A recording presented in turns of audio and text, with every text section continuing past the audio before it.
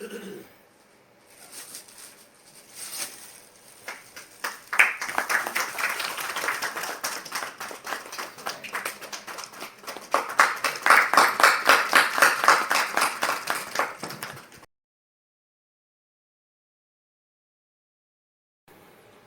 very honest with you about sweet times kills us. I don't understand what is that. Maybe there is a deep thought involved in it. How the sweet time kill you is something which you have to really read it and understand it. And I have not read it. I was just having a glance through few pages where I found that there is a wide coverage of topics that he has covered. He talks about scientific temper, scientific thought process, and he again quotes Newton's view on what is called scientific and why it is called scientific. I was just looking at why he has quoted Newton in a book, literature book, and found that he talks about his views of what is scientific and what is not scientific. And he also says that you can't say that something is absolutely scientific and something is absolutely unscientific. That is something in between, and it is subject to your interpretation of what is scientific, what is unscientific, which we have all experienced in our life. He is also talking about formal and non-formal and informal education in this book. So many of us do not have very clear-cut understanding of what is formal, what is non-formal, and what is informal education. He talks about social conflict, talks about religious conflict, talks about political conflict, and ultimately comes to the conclusion that by and large every conflict in this world is a political conflict or has a political overtone. Ultimately it leads to a religious conflict leads to a political conflict, a social conflict ultimately leads to a political conflict.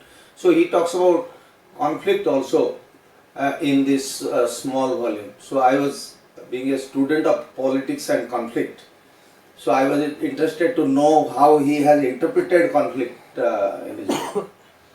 Today I was thinking of a term called perception. What is perception and what is reality? And when I was before coming to this meeting, when I opened the book, I found he has also dealt with perception and reality in this book. So I was little bit surprised that today in the morning I was thinking of what is perception, what is our visualization, what do we think, what ought to be, what it is, what should be, and I could see something of that sort in this book. So basically he has just penned down all his wide range of thoughts which comes to his mind, and that is the reason why in the foreword Professor Pramod has used two very nice words and which has been repeated time and again by everybody, including the presenter here, that is creativity and imagination. So no doubt that Mr. Majumdar is creative, and all the imaginations that he could master are penned down in the form of books, which is a very, very unique thing. Because had it not been a book of this kind, a professor of Delhi University would not have been sitting here to introduce the book to all of us.